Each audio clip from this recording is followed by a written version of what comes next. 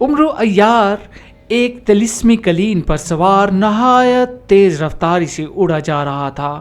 عمرو عیار کو سردار امیر حمزہ نے بتایا تھا کہ ملک کافرستان کی شہزادی رانی کو ایک بد شکل اور ظالم دیو اٹھا کر لے گیا ہے، جو آدم خور بھی ہے، اور وہ دیو شہزادی رانی کو ہلاک کر کے اسے کھانا چاہتا ہے۔ چونکہ ملک کافرستان کا بادشاہ سردار امیر حمزہ کا دوست تھا اور اسے معلوم تھا کہ سردار امیر حمزہ کا درباری خاص عمرو عیار جنوں، دیوں، جادوگروں اور جادوگرنیوں کا جانی دشمن ہے اور انہیں زمین کی گہرائیوں میں سے بھی ڈھونڈ نکالتا ہے، اسی لیے وہ کہیں اور جانے کی بجائے سیدھا سردار امیر حمزہ کے پاس آ گیا تھا، اور اس نے سردار امیر حمزہ کو اپنی بیٹی کے بارے میں ساری حقیقت بتا دی تھی کہ وہ اپنے کمرے میں اپنی ماں کے ساتھ سو رہی تھی۔ اچانک وہاں سبز رنگ کا ایک انتہائی بد شکل اور خوفناک دیو نمودار ہوا۔ اس نے اچانک سوئی ہوئی شہزادی رانی کو پکڑا اور اسے لے کر غائب ہو گیا۔ ملکہ چونکہ ابھی جاگ رہی تھی، اس لیے اس نے اپنی آنکھوں سے اس بد شکل اور خوفناک دیو کو دیکھا تھا، جو اچانک ہی کمرے میں نمودار ہوا تھا اور شہزادی رانی کو لے کر اسی وقت وہاں سے غائب ہو گیا تھا۔ پہلے تو ملکہ عالیہ کو کچھ سمجھ ہی نہ آیا، لیکن جب اس نے اپنی بیٹی کو وہاں نہ دیکھا تو وہ خوف کی شدت سے چیخنے لگی۔ اس کی چیخیں سن کر باہر موجود محافظ فوراً اندر آ گئے اور پھر پورے محل میں کوہرام سا مچ گیا۔ بادشاہ سلامت کو بھی جب اپنی بیٹی کے اغوا ہونے کا علم ہوا تو وہ بھی ننگے پاؤں بھاگے وہاں آ گئے، اور جب ملکہ عالیہ نے بتایا کہ شہزادی رانی کو ایک بد شکل اور خوفناک دیو اٹھا کر لے گیا ہے تو بادشاہ سلامت کی تو جیسے جان ہی نکل گئی۔ وزیر اعظم اور دوسرے درباری چاہتے تھے کہ بادشاہ سلامت سپہ سالار کو بلائیں اور پورے محل بلکہ پورے ملک میں اس بد شکل دیو کو تلاش کرائیں، لیکن ملک کافرستان کا بادشاہ انتہائی سمجھدار اور ٹھنڈے مزاج کا مالک تھا۔ ملکہ نے اسے دیو کا حلیہ بتایا تو اس سے بادشاہ سلامت کو اندازہ ہو گیا کہ وہ کوئی معمولی دیو نہیں ہو سکتا جو اس طرح اس سے اچانک محل میں آئے اور شہزادی کے کمرے میں داخل ہو اور شہزادی رانی کو لے کر اچانک غائب ہو جائے۔ اس لیے وہ فوراً تیار ہوئے اور بصرہ کی جانب روانہ ہو گئے۔ لشکر میں آ کر بادشاہ سلامت نے سردار امیر حمزہ سے بات کی تو سردار امیر حمزہ نے فوراً عمرو عیار کو وہاں بلا لیا۔ سردار امیر حمزہ نے عمرو عیار کو ساری بات بتائی اور اسے حکم دیا کہ وہ ابھی جائے اور جیسے بھی ممکن ہو وہ اس بد شکل دیو کو تلاش کرے اور اسے ہلاک کر کے اس کے چنگل سے شہزادی رانی کو آزاد کرا لائے۔ اس کے لیے سردار امیر حمزہ نے عمرو عیار کو نیک شگن کے طور پر سونے کی اشرفیوں سے بھری ہوئی 10 تھیلیاں بھی دیں، جنہیں پا کر عمرو عیار خوش ہو گیا تھا اور وہ فوراً سردار امیر حمزہ اور ملک کافرستان کے بادشاہ سے اجازت لے کر شاہی خیمے سے باہر آ گیا۔ پھر اس نے اپنے خیمے میں آ کر سنہری تختی سے بدشکل دیو کے بارے میں معلومات حاصل کی۔ سنہری تختی نے عمرو عیار کو بتایا کہ بدشکل دیو خوبصورت بننا چاہتا ہے اور وہ اس دیو کو اس کی جادو کی طاقتوں نے بتایا ہے کہ وہ 10 خوبصورت اور نوجوان لڑکیوں کو ہلاک کر کے ان کا خون پیے گا اور ان کے دل نکال کر کھائے گا تو وہ نہ صرف خوبصورت ہو جائے گا بلکہ وہ ہمیشہ کے لیے جوان بھی ہو جائے گا۔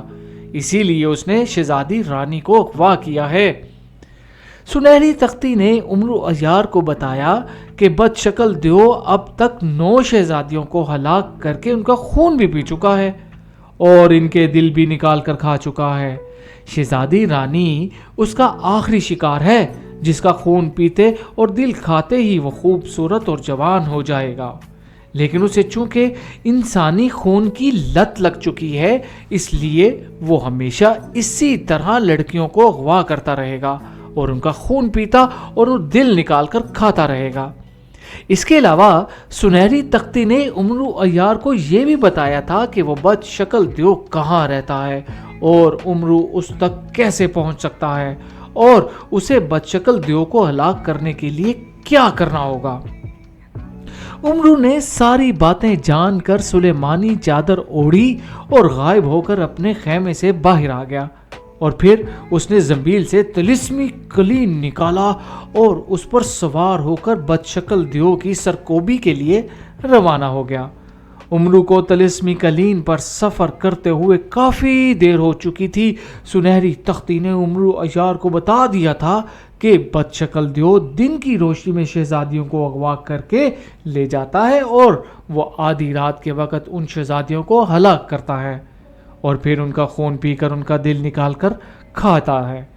اس لیے امرو بے فکر تھا کہ وہ دن ہی دن میں اس جگہ پہنچ جائے گا جہاں بد شکل دیو رہتا ہے، اور رات ہونے سے پہلے ہی وہ اس دیو کا خاتمہ کر دے گا اور اس کی قید سے شہزادی رانی کو چھڑا کر لے آئے گا۔ امرو عیار کا کلین اس وقت ایک پہاڑی علاقے سے گزر رہا تھا۔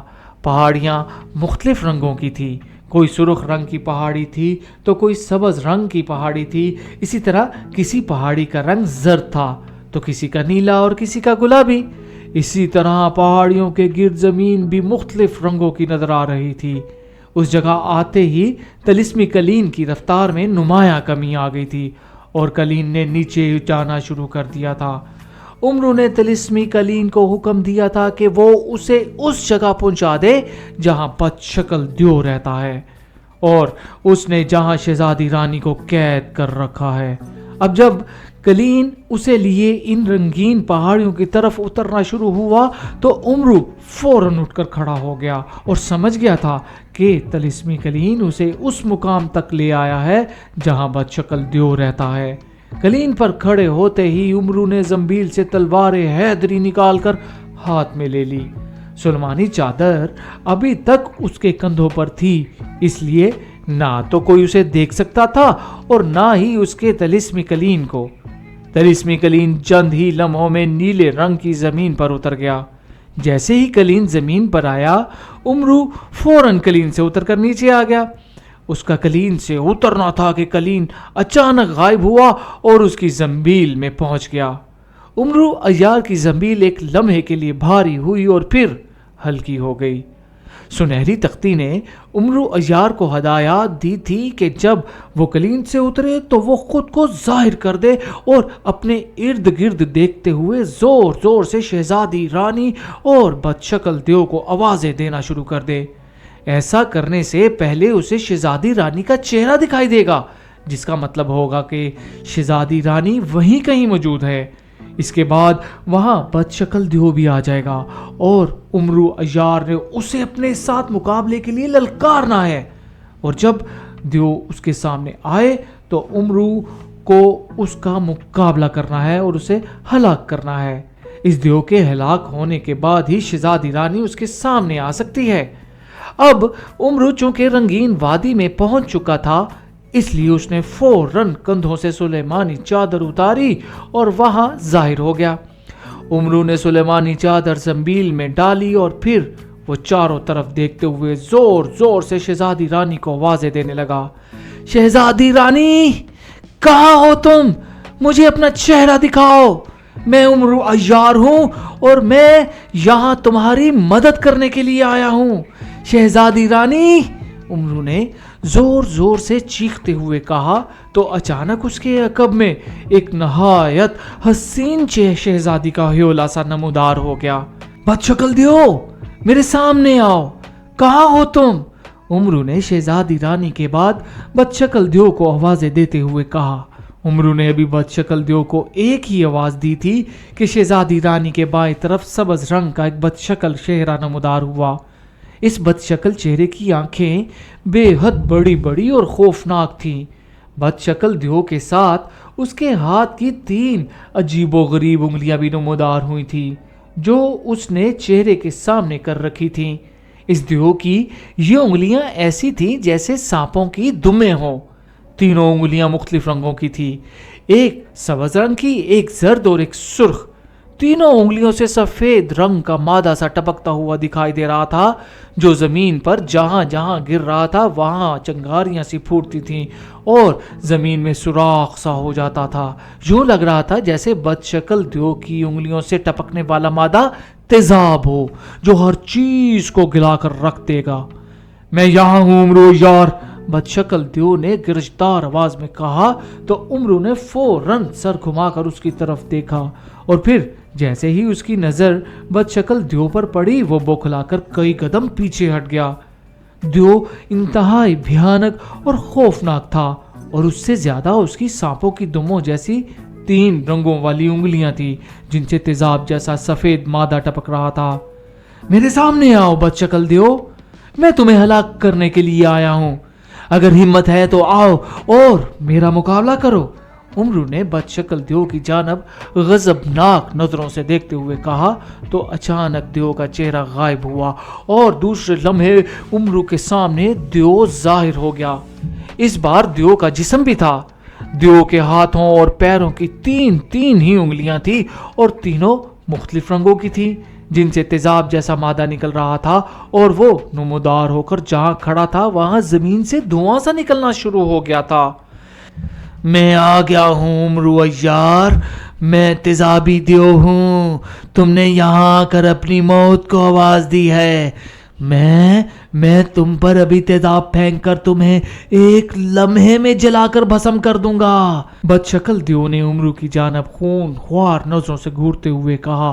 साथ ही उसने अपना हाथ झटका तो उसकी उंगलियों से टपकता हुआ तेजाब उमरू की जानब आया। उमरू ने उछल कर तेजाब से बचने की कोशिश की, लेकिन बचते बचते भी तेजाब उसके कपड़ों पर आ गिरा और दूसरे लम्हे उमरू यार के कपड़ों में पहले सुराख से बने, फिर उसके कपड़ों में यकलख्त आग लग गई। लेकिन ये आग चंद लम्हों के लिए थी। आग उसके कपड़ों पर फैलने की बजाय फौरन बुझ गई। अलबत्ता उमरू के कपड़ों में बेशुमार सुराख हो गए थे।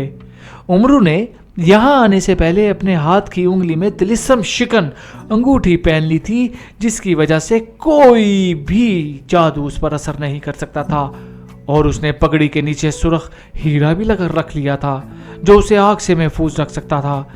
इस हीरे की ही वजह से बदशक्ल द्यो के तेजाब का उस पर कोई असर नहीं हुआ था और उसके कपड़ों में लगी हुई आग फौरन बुझ गई थी। अलबत्ता तेजाब के कतरे जमीन पर जहां जहां गिरे थे वहां सुराख से बनते जा रहे थे, जिनसे धुआं निकल रहा था। बदशक्ल द्यो ने अपने तेजाब को उमरू अय्यार पर बेअसर होते देखकर उसकी तरफ बार बार हाथों और पैरों की उंगलियां झटकते हुए उस पर तेजाब की बारिश करनी शुरू कर दी। तेजाब की बारिश से उमरू अय्यार का लिबास और उसकी पगड़ी में मुसलसल सुराख बनने शुरू हो गए, लेकिन इस तेजाब का उमरू पर कोई असर नहीं हो रहा था और उसके कपड़ों में लगने वाली आग फौरन बुझ जाती थी। अब तो बदशक्ल द्यो को बेहद गुस्सा आया। उसने हवा में हाथ मारा तो अचानक उसके हाथ में एक बड़ी तलवार आ गई। उसने 3 उंगलियों वाला हाथ में तलवार थामी तो अचानक तलवार के फल पर आग लग गई और तलवार का फल तेजी से जलना शुरू हो गया। बदशक्ल द्यो जलती हुई तलवार लेकर उमरू अय्यार पर टूट पड़ा, लेकिन उमरू यार के हाथ में तलवारें हैदरी थी। उसने बदशक्ल द्यो की जलती हुई तलवार का वार तलवारें हैदरी पर रोका और फिर माहौल तलवारों की छनकारों से बुरी तरह गूंजना शुरू हो गया। बदशक्ल द्यो उछल उछल कर उमरू यार पर जलती हुई तलवार से हमले कर रहा था, लेकिन उमरू यार से बड़ा माहिर भला कौन हो सकता था। उमरू यार ना सिर्फ उसकी तलवार के हमले रोक रहा था, बल्कि वो पैंतरे बदल बदल कर बदशक्ल द्यो पर हमले भी कर रहा था, जिसकी वजह से बदशक्ल द्यो की परेशानी बढ़ती जा रही थी। उमरू ने उसकी परेशानी का फायदा उठाकर उस पर अचानक तेजी से हमले करने शुरू कर दिए और फिर उसने सबसे पहले सुनहरी तख्ती की हदायत के मुताबिक बदशक्ल द्यो के हाथों और पांव की उंगलियां काटी। फिर उसकी बारी बारी तमाम उंगलियां जब काट दी, तमाम तेजाबी उंगलियां कटते ही बदशक्ल द्यो वहीं गिर गया और फिर अचानक उसके सारे जिस्म पर सफेद मादे जैसा तेजाब उभर आया और वो उसी तेजाब में गलकर पानी बनकर बह गया। जैसे ही बदशक्ल द्यो हलाक हुआ, अचानक वहां शहजादी रानी नुमदार हो गई, जिसका उमरू ने वहां ह्योला देखा था। شہزادی رانی بے حد خوفزدہ تھی۔ امرو اس کے پاس گیا اور اسے ساری بات بتائی۔ یہ سن کر شہزادی رانی بے حد خوش ہوئی کہ امرو عیار نے اپنی بہادری اور عقل مندی سے بد شکل دیو کو ہلاک کر دیا ہے، تو وہ بے حد خوش ہوئی اور اس نے امرو کا شکریہ ادا کیا۔ امرو نے اسے ساتھ لیا اور زنبیل سے طلسمی کلین نکال کر اسے اپنے ساتھ بٹھایا اور سردار امیر حمزہ کے لشکر اور پھر ان کے خیمے میں لے گیا، جہاں شہزادی رانی کا باپ بھی موجود تھا۔ اپنی بیٹی کو زندہ سلامت واپس آتے دیکھ کر ملک کافرستان کا بادشاہ بے حد خوش ہوا۔ سردار امیر حمزہ بھی امرو عیار سے خوش تھے کہ امرو عیار نے ہمیشہ کی طرح ان کی عزت رکھ لی تھی اور شہزادی رانی کو ایک ظالم اور بد شکل دیو سے بچا کر لے آیا تھا۔ انہوں نے امرو کو ایک خزانہ انعام میں دیا تو امرو خوشی سے بار بار سردار امیر حمزہ کا شکریہ ادا کرنے لگا۔ ملک کافرستان کے بادشاہ نے بھی امرو سے کہا کہ وہ ان کے ساتھ ملک کافرستان چلے تو وہ بھی اسے ایک خزانہ انعام میں دیں گے، تو امرو عیار کا دل چاہا کہ وہ خوشی سے وہیں ناچنا شروع کر دے۔ سردار امیر حمزہ نے بھی اسے کافی بڑا خزانہ انعام میں دیا تھا اور اب ملک کافرستان کے بادشاہ نے بھی اسے خزانہ دینے کا وعدہ کیا تھا، اس لیے اس کی خوشی کی کوئی انتہا نہیں تھی۔ تو دوستو، امرو عیار کی یہ کہانی یہاں پر اختتام کو پہنچتی ہے۔ اگر کہانی کا مزہ آیا ہے تو لائکس اور کمنٹس میں اپنے رائے کا اظہار ضرور کیجیے گا اور اپنا بہت خیال رکھیے گا۔